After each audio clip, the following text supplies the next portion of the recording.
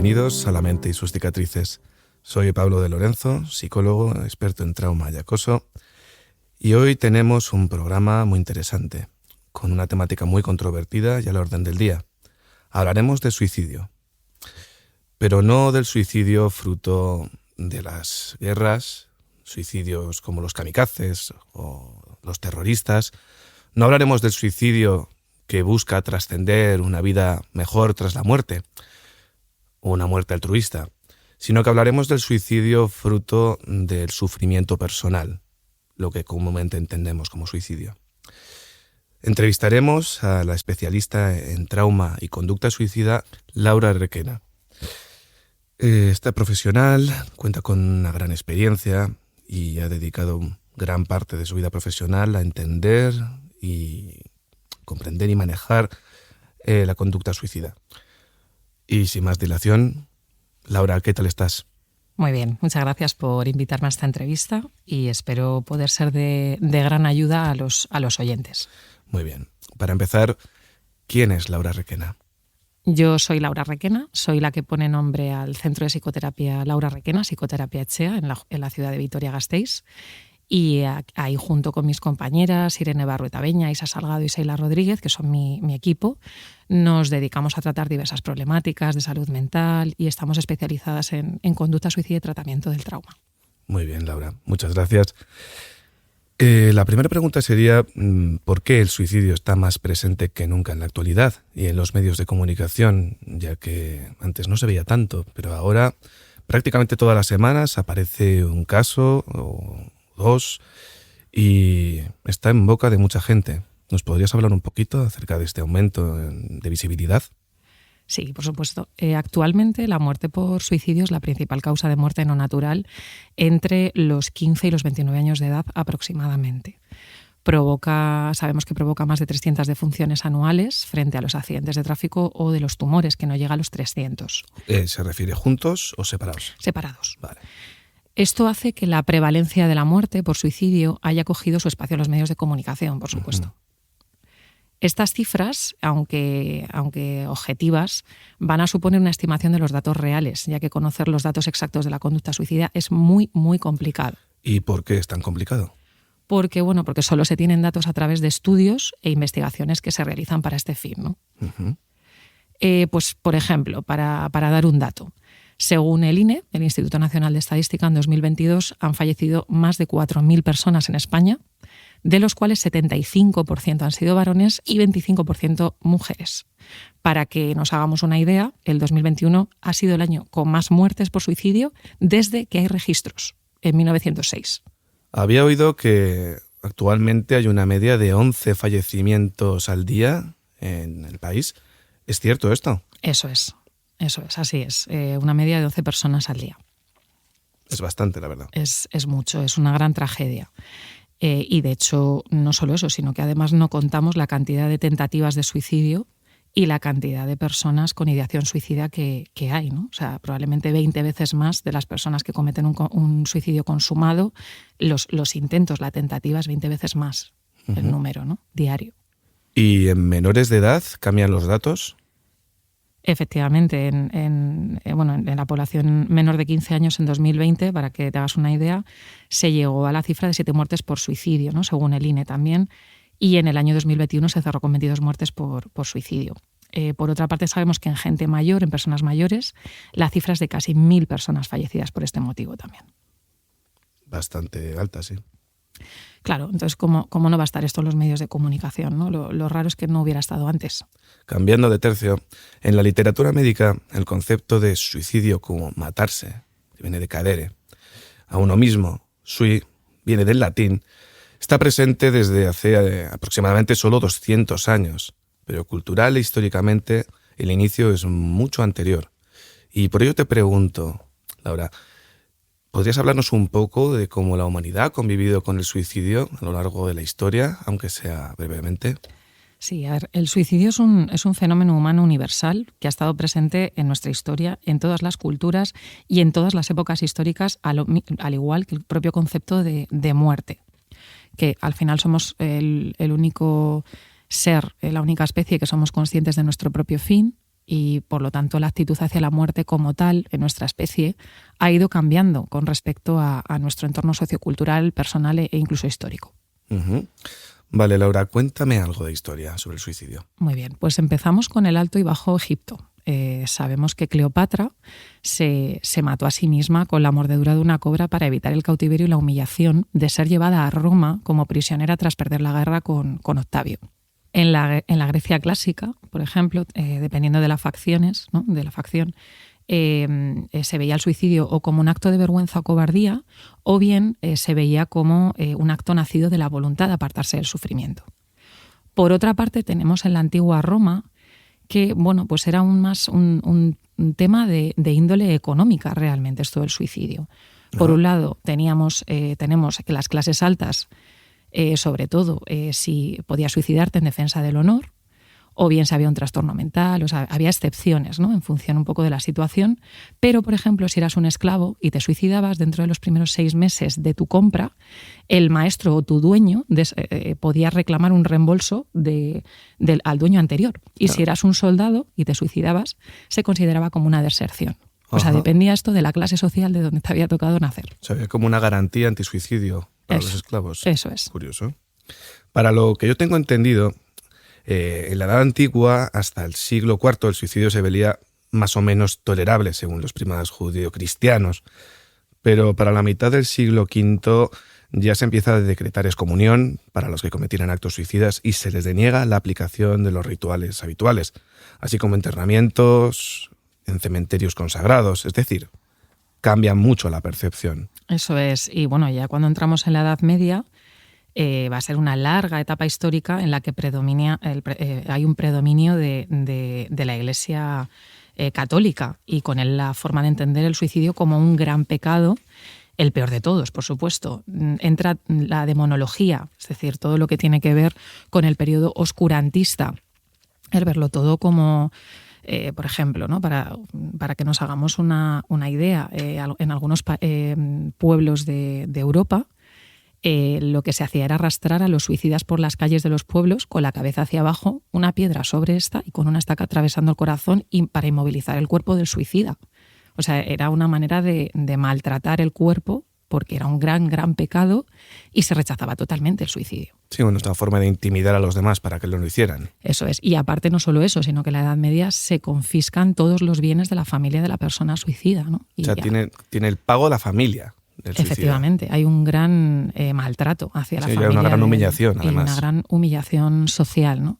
Y luego, pues bueno, en esta etapa también hay una figura importante que es Santo Tomás de Aquino, que va a añadir el concepto de irresponsabilidad, ¿no?, dejando la opción de moderar los castigos de los suicidas.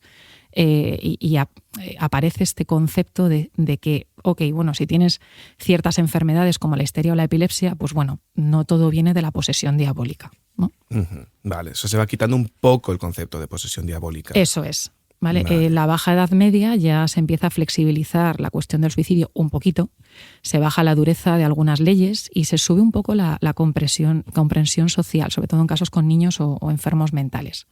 Y luego ya entramos en la Edad Moderna.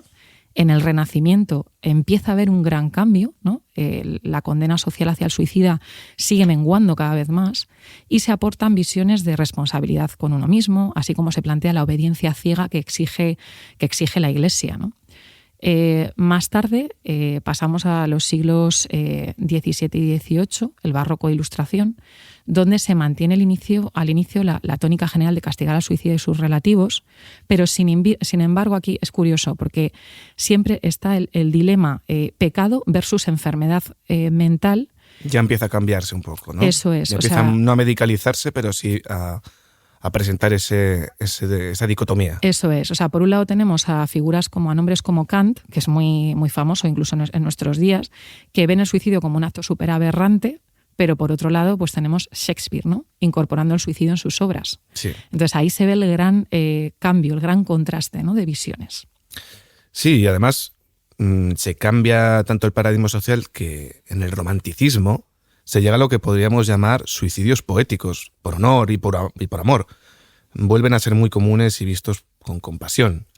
En esta etapa, juventud, poesía y suicidio eran una combinación muy común y frecuente. Esta etapa me recuerda mucho a Romeo y Julieta, el amor romántico, prohibido y joven, con final de amor roto.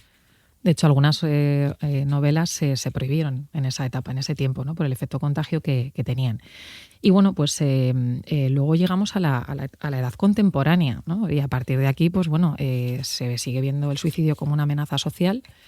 Se asocia el concepto, de nuevo, a la vergüenza, la asociación con el enfermo mental, y a partir del siglo XX, pues bueno, pues ya tenemos figuras como Durkheim, por ejemplo, que muestra una visión sociológica con fenómenos individuales causados por factores especialmente sociales, ¿no? O sea, la predisposición, según la pobreza o según los factores, las circunstancias en las que te ha tocado vivir y nacer, pues quizás van a ser las que determinen un mayor riesgo suicida. Uh-huh.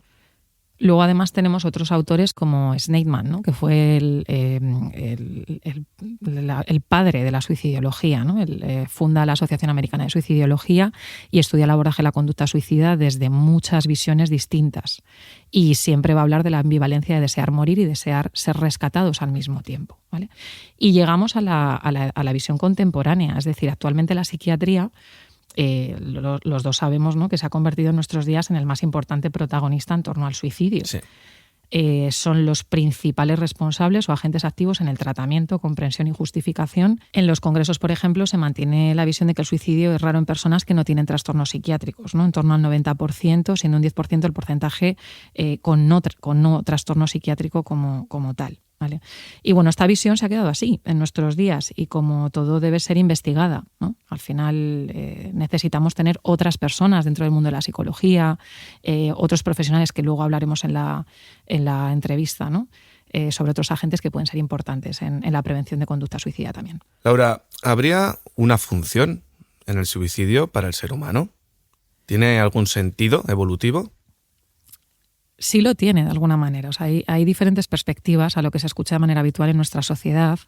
Y, por ejemplo, la terapia de familia interna o el psicólogo clínico Clifford Alan Soper con su teoría del binomio cerebro-dolor o la terapia MDR, todas ellas al final, todos estos acercamientos se van a basar en entender la función de evitar el dolor a toda costa. Es decir, que tiene una función de evitar el dolor a toda costa.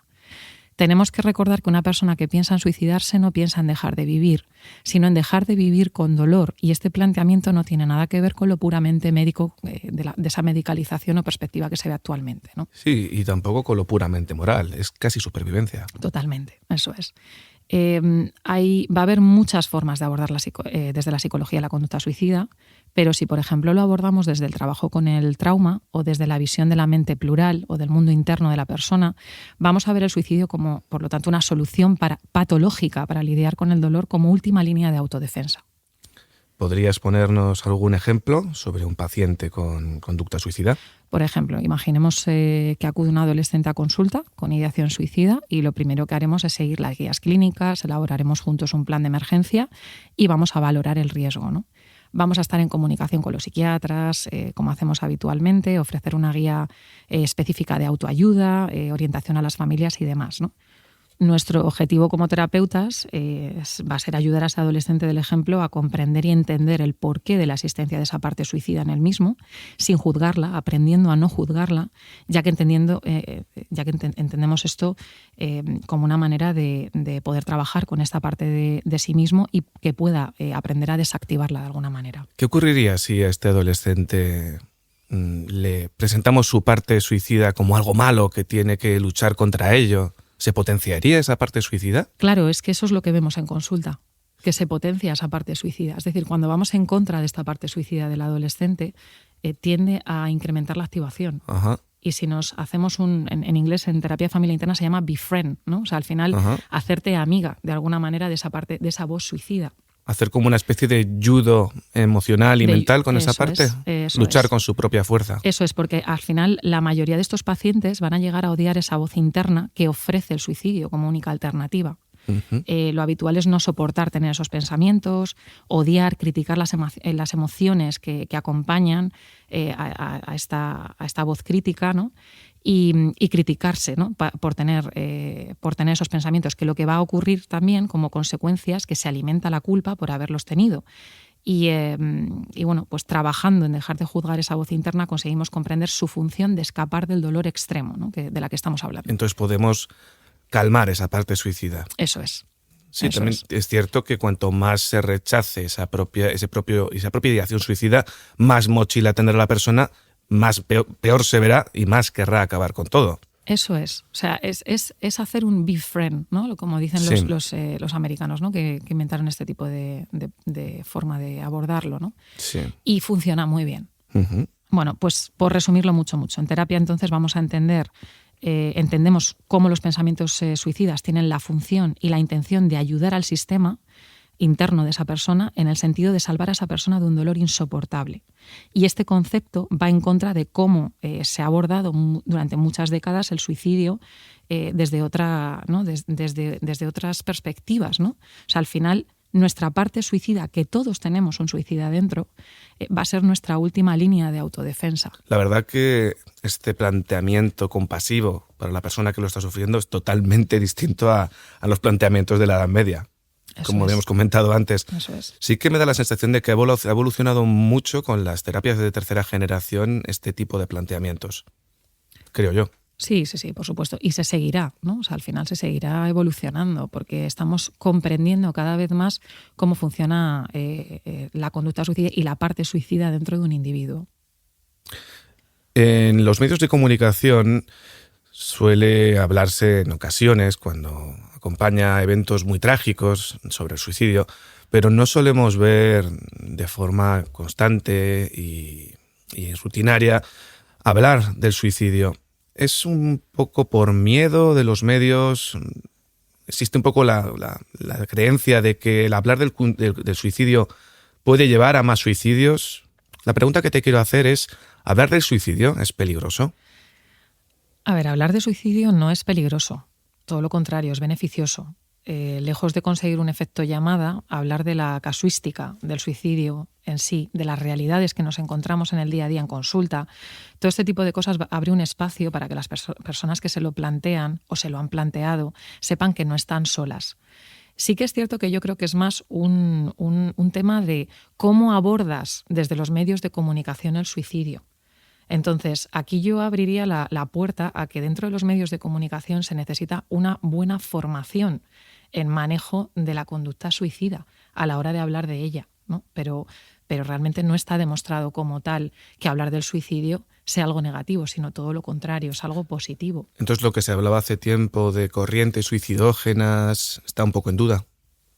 Yo, y es opinión personal, yo diría que sí. ¿Vale?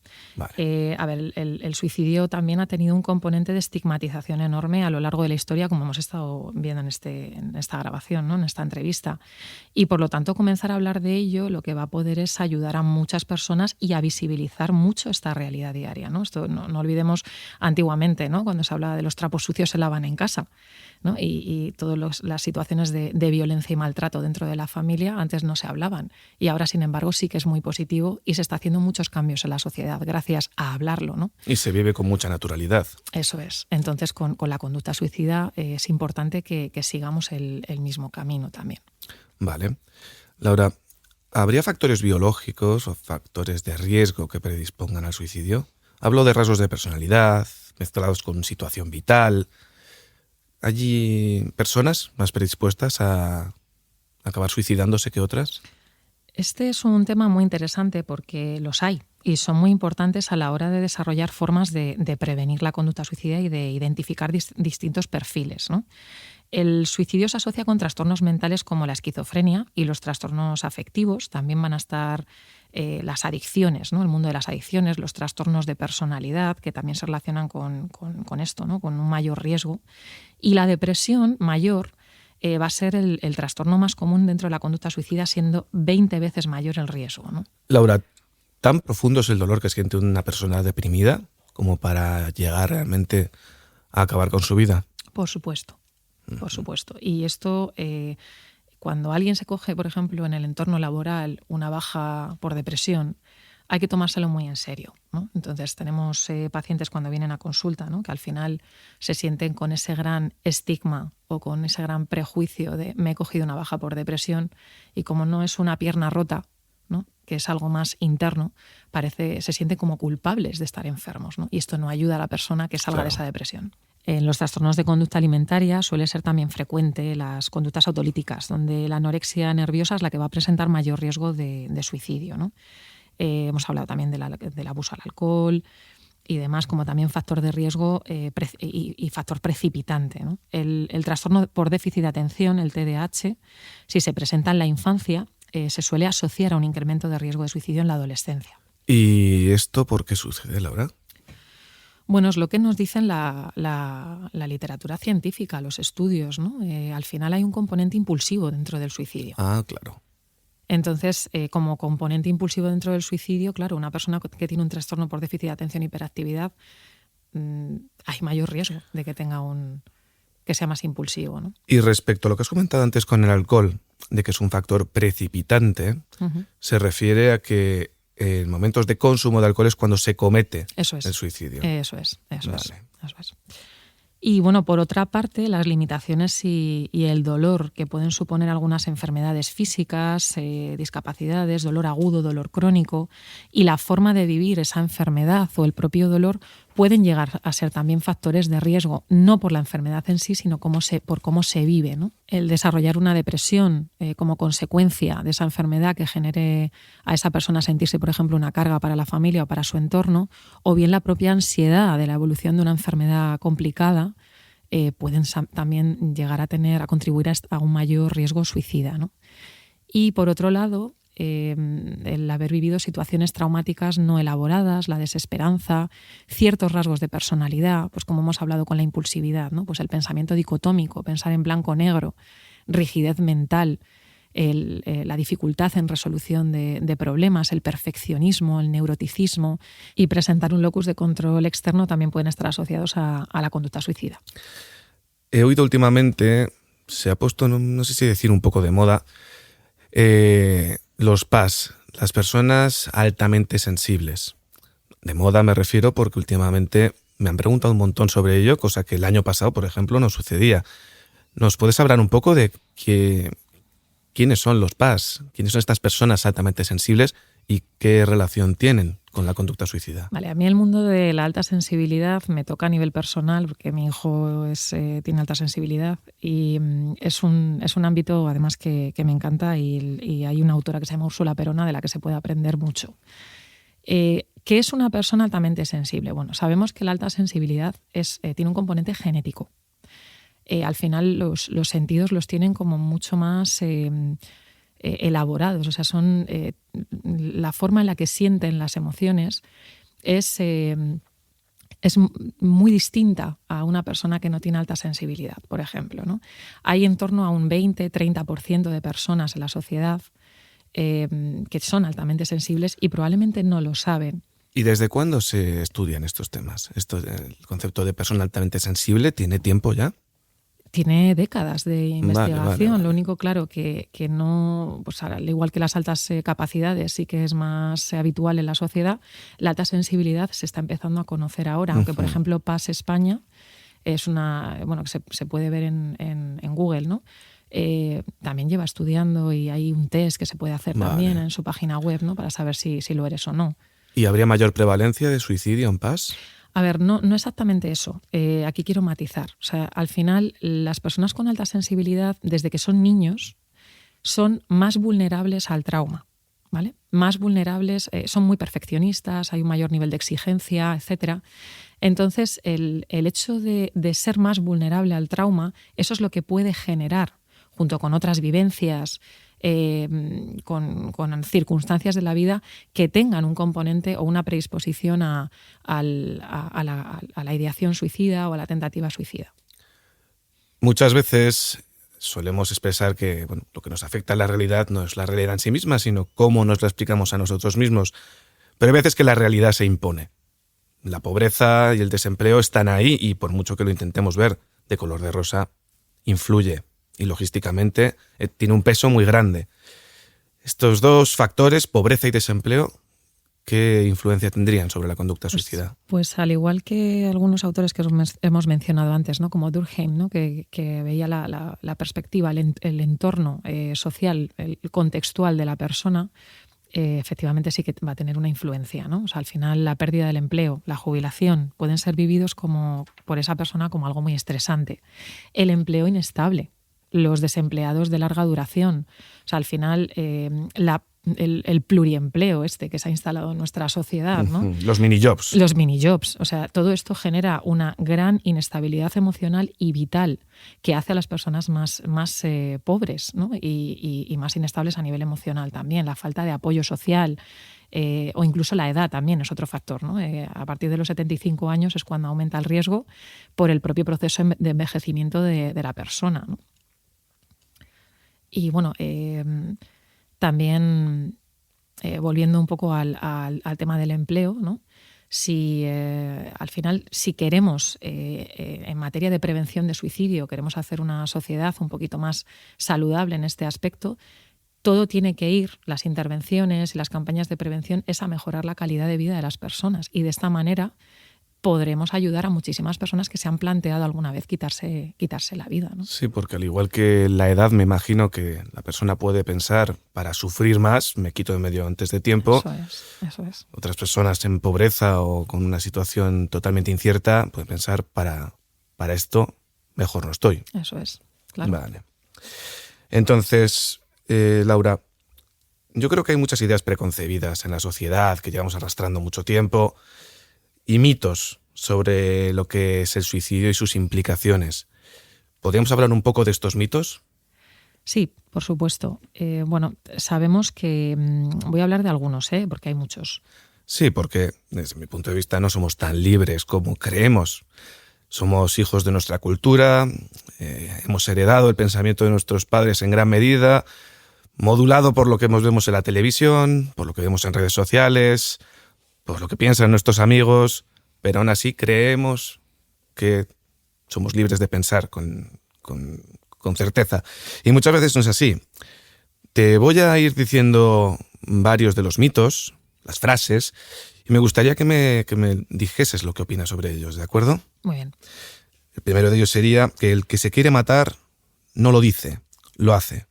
Bueno, en este mito es falso, es una idea totalmente distorsionada. 8 de cada 10 personas que se suicidan lo habían manifestado antes y por lo tanto hay que tomar muy en serio las amenazas y son verdaderamente un riesgo, ¿no? De acuerdo, vamos con el siguiente mito. Quien de verdad lo quiere hacer, lo va a hacer y no es posible prevenirlo. Pues como hemos visto, el suicidio es un proceso que se llama, dentro de lo que es la carrera suicida. Conlleva un tiempo hasta que se produce la tentativa y se puede producir ese suicidio consumado, ¿no? Que es cuando la persona decide, pues al final termina matándose. Las personas que trabajamos en prevención de suicidio y los datos nos demuestran que cuando se interviene o se detectan los suicidios, estos disminuyen. Uh-huh.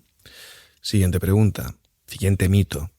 Los que dicen que se quieren suicidar buscan llamar la atención. Es importante decir que no existen llamadas de atención, que esto es un mito muy peligroso en nuestra sociedad y demasiado extendido. Y cuando alguien dice su intención de querer morir es un factor de riesgo como tal y una petición de ayuda.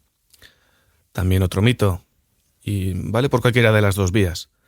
El que se quiere suicidar es una persona valiente o es una persona cobarde. Claro, esto es también muy peligroso. Es decir,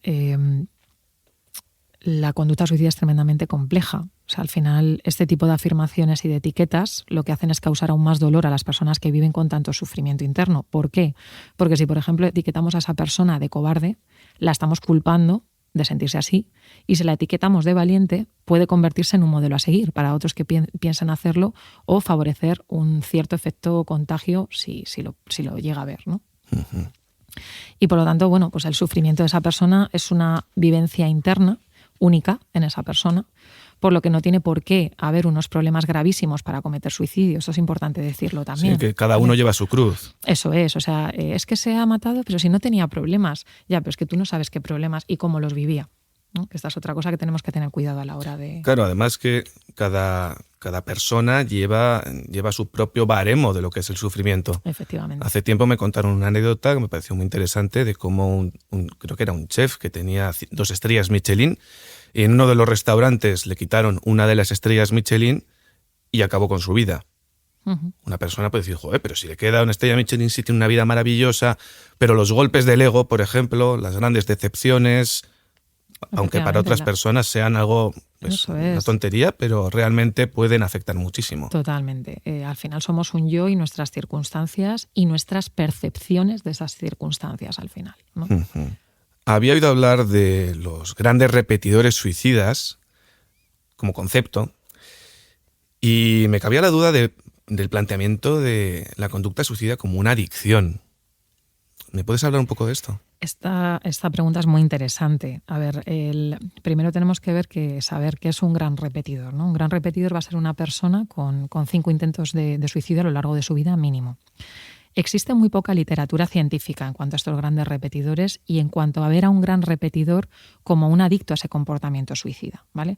Pero sabemos que tienen un mayor riesgo de suicidio consumado, que suponen un gran consumidor de los recursos a nivel clínico, porque son pacientes de puerta giratoria habitual, con un patrón repetitivo de comportamiento como si recayeran, ¿no? en el intento, como el que usa las drogas o como en la ludopatía. Entonces es un perfil muy interesante de estudio y es una hipótesis que toca investigar más, ¿no? En este sentido.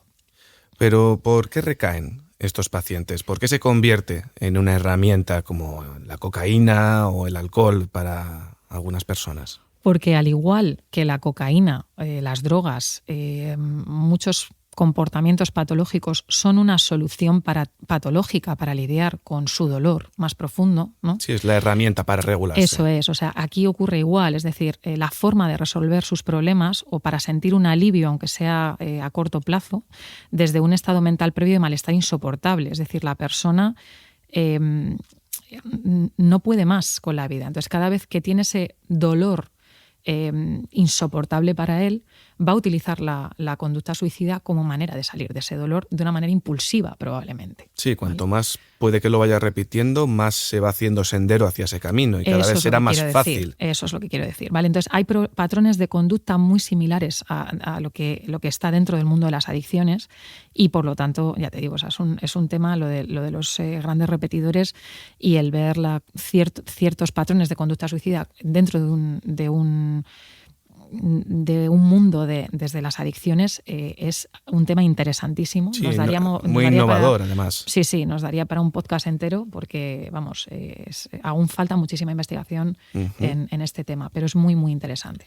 Vale, ¿y solo los profesionales sanitarios pueden proteger contra la conducta suicida o hay más actores que pueden intervenir?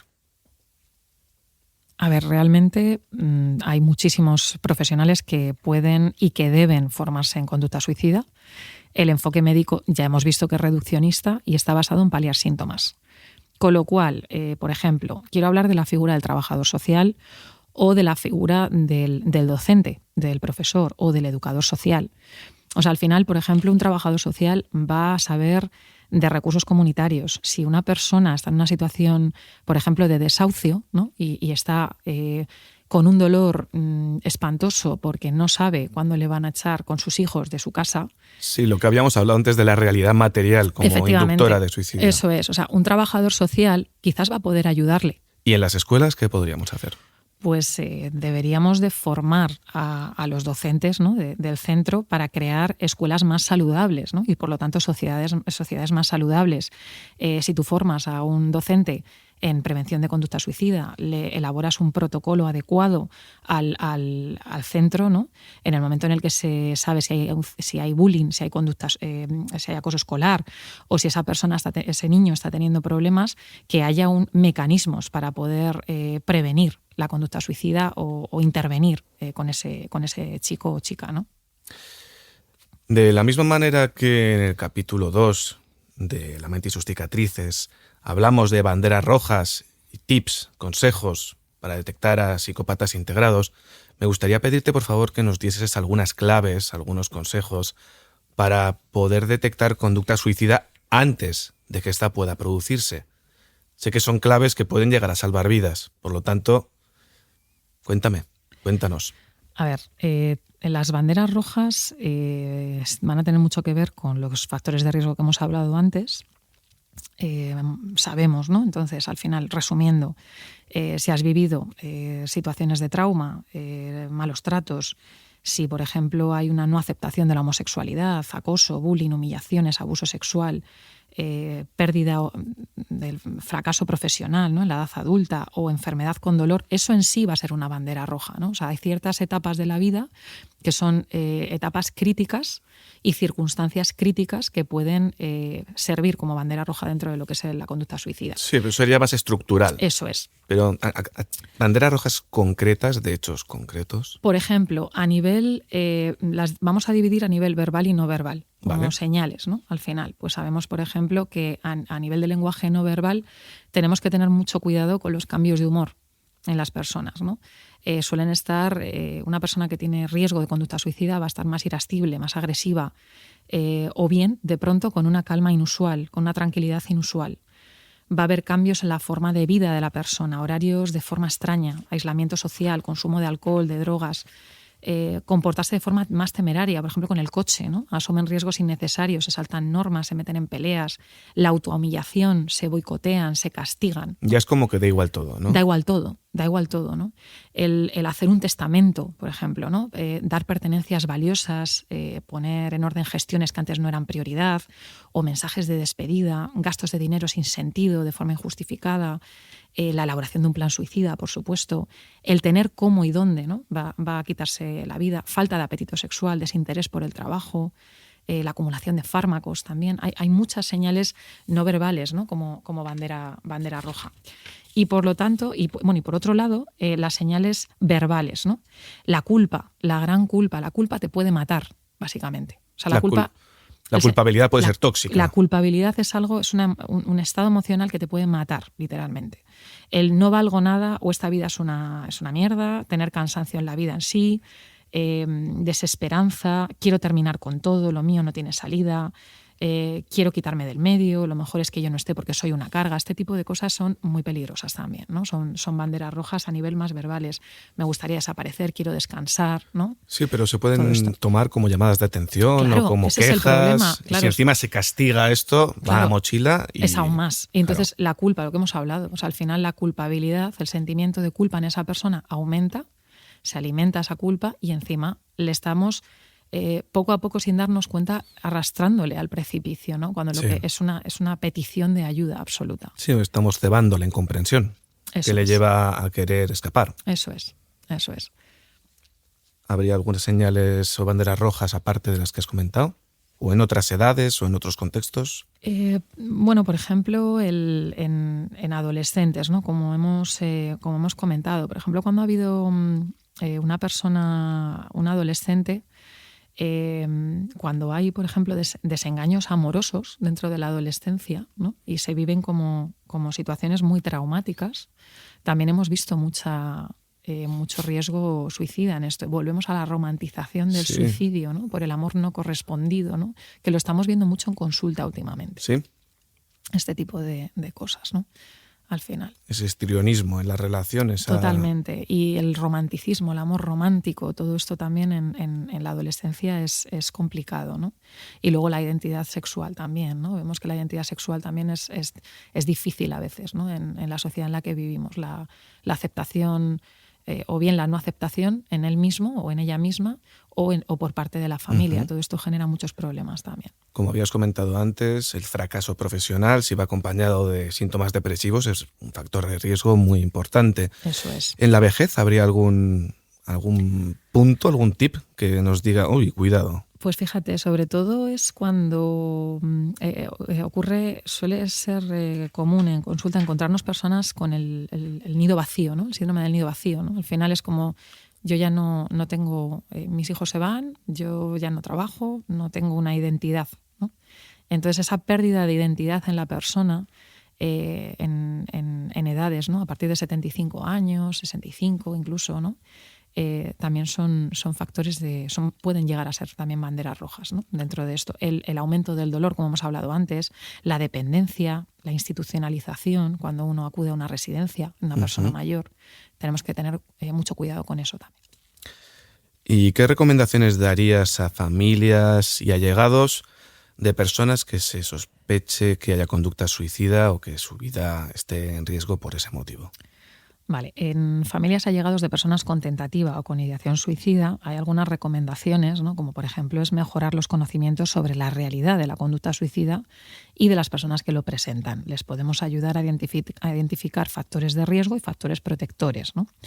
Por otro lado, identificando señales de alerta junto con dotarles de estrategias de afrontamiento ante una crisis suicida, ¿no? Por ejemplo, si la persona presenta, la persona en riesgo, si hay razonamiento alterado en esa persona, pues podemos enseñarles a mantener comunicaciones simples y breves, expresar interés hacia la persona, no discutir malentendidos, no entrar en broncas.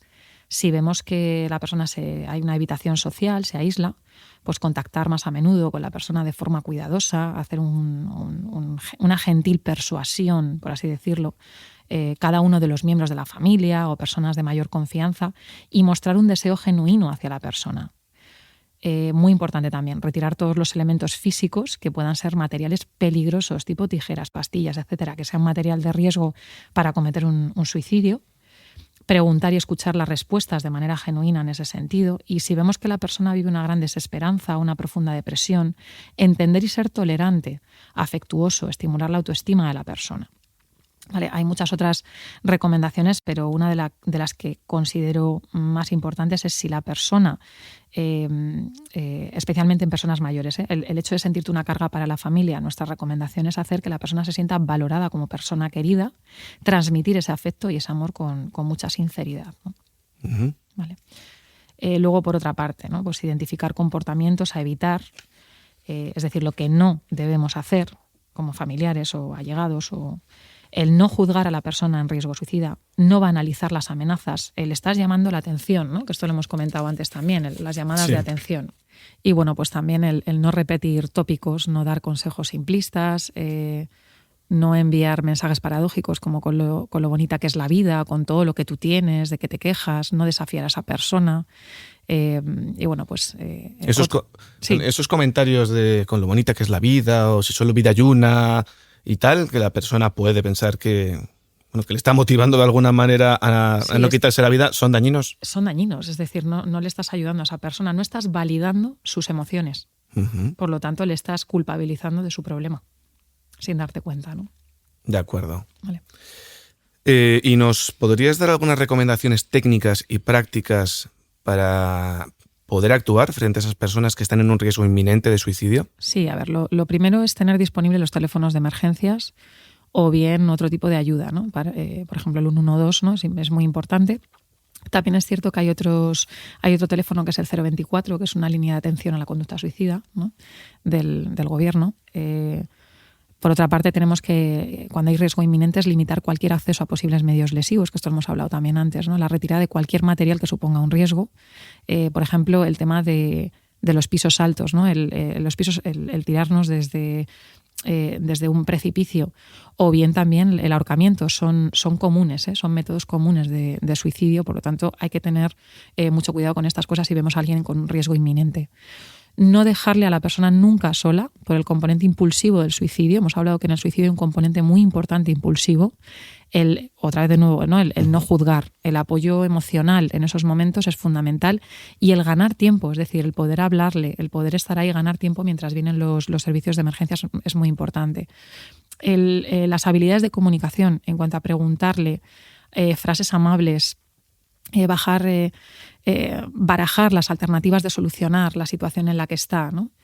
Y finalmente el autocuidado en las propias familias, en el entorno de la persona, entendiendo que no vamos a poder estar pendientes de nuestro familiar las 24 horas, pero entender que con el apoyo adecuado entre personas más cercanas y nunca adoptando el rol de profesional en salud mental, esto es muy importante, la gente que tiene un familiar en riesgo de conducta suicida necesitan compartir esa carga emocional que supone tener un familiar en riesgo, y aparte les vamos a poder ayudar mucho más. Vale. Y les vamos a poder acompañar en ese proceso, ¿no? Laura, y me gustaría preguntarte y pedirte que lances un mensaje a todas esas personas que nos puedan estar escuchando, que deseen acabar con su vida. ¿Qué les dirías para animarles o para darles la visión de que se puede salir del sufrimiento que tienen sin tener que abandonar la vida? Les diría que al fin y al cabo acabar con nuestra vida tiene una salida de no retorno. Hay otras alternativas que se pueden barajar aparte de esta última salida, ¿no? De que no vamos a poder volver atrás. Existe un gran estigma en la sociedad en cuanto a la conducta suicida y tienen que entender que no están solos en esto, que hay muchísimas personas con la misma situación que ellos y que estamos aquí, los psicólogos, trabajamos para ellos. Al final, ¿no? Para poder acompañarles en ese proceso y para poder entender cómo funciona su mundo interno, qué es lo que ha pasado, qué es lo que ha ocurrido y poder darles estrategias, formas de autorregulación, ¿no? Emocional, de aprender a manejar mejor su vida, ¿no? Y para eso estamos, para eso servimos, ¿no? este tipo de profesionales, ¿no? Y lo último que quería hablar era de los supervivientes del suicidio. Los familiares de personas que han vivido la desgracia de tener un familiar que se ha matado, o sea, con un suicidio consumado, ¿no? Para estas personas yo les transmitiría un mensaje de apoyo también. Hay grupos de apoyo en los gabinetes que trabajamos en prevención de suicidio, tenemos grupos de apoyo, ¿no? Y son fundamentales porque hay un componente enorme de culpa y de responsabilidad de qué podría haber hecho antes de que hubiera pasado esto, ¿no?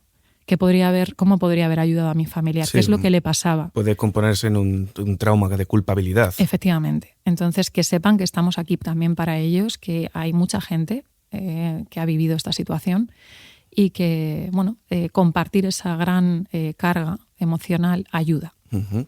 Bueno, recordaros a todos los oyentes que el gabinete de Laura Requena atiende pacientes online. Si alguien que está escuchando este podcast necesita o cree que le podría beneficiar ser atendida de forma online a nivel de psicoterapia o evaluación, con que busquéis en Google Laura Requena psicóloga o Laura Requena Vitoria y ahí tendréis ahí el acceso a llamar por teléfono o escribir a su correo electrónico o lo que consideréis conveniente. Y hasta aquí la entrevista, Laura. Muchísimas gracias por todo lo que nos has aportado. A vosotros. Y que tengas buen día. Buen día.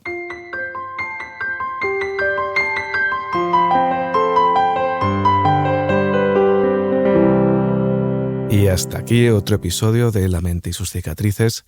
Recordaros a todos los oyentes que tenéis la posibilidad de poneros en contacto con nosotros a través del mail lamenteisusticatrices@gmail.com. Y muchas gracias de nuevo por haber estado ahí y nos vemos en el próximo episodio.